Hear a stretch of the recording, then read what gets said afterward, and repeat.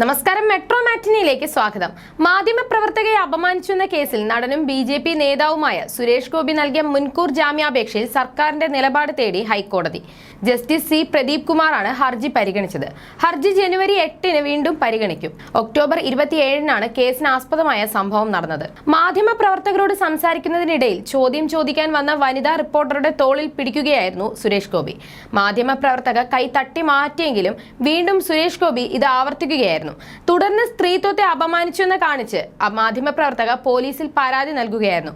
കോഴിക്കോട് നടക്കാവ് പോലീസാണ് കേസെടുത്തത്. മോശം ഉദ്ദേശത്തോടെ സുരേഷ് ഗോപി സ്പർശിച്ചെന്ന് കാണിച്ചുള്ള പരാതിയിൽ 354A വകുപ്പ് ചുമത്തിയാണ് പോലീസ് കേസെടുത്തത്. കേസിൽ നവംബർ 18-ന് സുരേഷ് ഗോപിയെ ചോദ്യം ചെയ്ത ശേഷം വിട്ടയച്ചിരുന്നു. എന്നാൽ IPC 354 പ്രകാരം സ്ത്രീത്വത്തെ അപമാനിച്ചുവെന്ന കുറ്റം കൂടി കേസിൽ പോലീസ് ഉൾപ്പെടുത്തി. ഇതിന് പിന്നാലെയാണ് സുരേഷ് ഗോപി ഹൈക്കോടതിയെ സമീപിച്ചത്. 5 വർഷം വരെ തടവ് ലഭിക്കാവുന്ന ജാമ്യമില്ലാതെ കുറ്റമായിരുന്നതിനാൽ അറസ്റ്റ് ചെയ്യുമെന്ന ആശങ്കയുണ്ട്. ജനുവരി 17-ന് മകളുടെ വിവാഹം ഗുരുവായൂരിലും റിസപ്ഷൻ തിരുവനന്തപുരത്തും നടത്താൻ തീരുമാനിച്ചിരിക്കുകയാണ്. ഈ സാഹചര്യത്തിൽ മുൻകൂർ ജാമ്യം നൽകണമെന്നും ഹർജിയിൽ പറയുന്നു. കരുവന്നൂർ ബാങ്ക് തട്ടിപ്പ് കേസിൽ പണം നഷ്ടപ്പെട്ട നിക്ഷേപകർക്ക് വേണ്ടി പ്രതിഷേധ മാർച്ച് നടത്തിയതിലുള്ള വൈരാഗ്യമാണ് കേസെടുക്കാൻ കാരണമെന്നും ഹർജിയിൽ പറയുന്നുണ്ട്. മാധ്യമങ്ങളെ കണ്ട ശേഷം പോകാനൊരുങ്ങിയ തന്നെ മാധ്യമപ്രവർത്തക തടഞ്ഞു നിർത്തുകയായിരുന്നു എന്നടക്കമുള്ള വാദങ്ങളും ഹർജിയിൽ ഉന്നയിക്കുന്നുണ്ട്. അതേസമയം സംഭവത്തിൽ നേരത്തെ സുരേഷ് ഗോപി മാപ്പ് പറഞ്ഞിരുന്നു.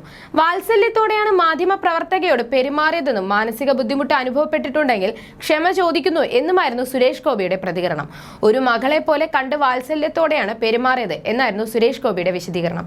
മാധ്യമങ്ങളുടെ മുന്നിൽ വെച്ച് വാത്സല്യത്തോടെ തന്നെയാണ് പെരുമാറിയത്. ജീവിതത്തിൽ ഇന്ന് വരെ പൊതുവേദിയിലും അല്ലാതെയും അപമര്യാദയോടെ പെരുമാറിയിട്ടില്ല. എന്നാൽ ആ കുട്ടിക്ക് അതിനെക്കുറിച്ച് എന്ത് തോന്നിയോ അതിനെ മാനിക്കണമെന്നും തന്നെയാണ് എന്റെയും അഭിപ്രായം.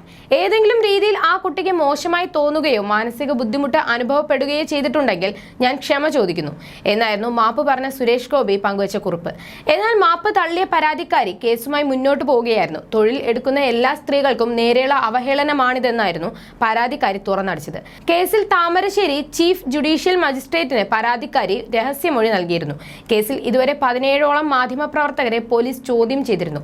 ഹോട്ടൽ ജീവനക്കാരിൽ നിന്നും പോലീസ് മൊഴിയെടുത്തിരുന്നു. ഇക്കഴിഞ്ഞ ജൂലൈയിലാണ് മകൾ ഭാഗ്യയുടെ വിവാഹ നിശ്ചയം നടക്കുന്നത്. ഉടനെ തന്നെ വിവാഹം ഉണ്ടെന്നാണ് സൂചന.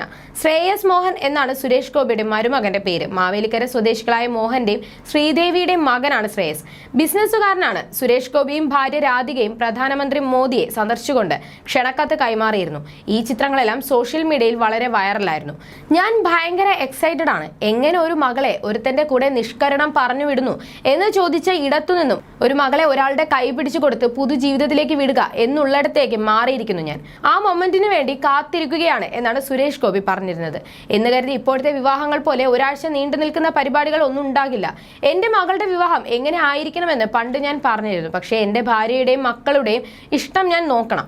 ദൈവം എന്നെ അനുവദിക്കുന്ന തരത്തിൽ ഞാൻ ഈ വിവാഹം നടത്തും. പണ്ടൊക്കെ ആർഭാട കല്യാണത്തിന് ഞാൻ എതിരായിരുന്നു.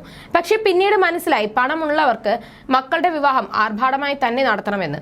ഞാൻ പണം ഉള്ളവനല്ല, എന്നെ കൊണ്ട് ആകും പോലെ നടത്തും. അംബാനി 600 കോടി ചെലവിട്ട് വിവാഹം നടത്തുമ്പോൾ പലവിധ വകുപ്പുകളിലേക്ക് ആണ് ആ പണം എത്തുന്നത്.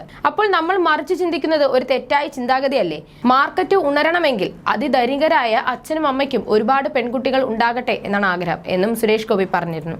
You're watching me on metromatney.com. on metromatney.com. metromatney.com. Subscribe for more videos. Subscribe for more videos. Subscribe here for more videos. Subscribe now. Thank you.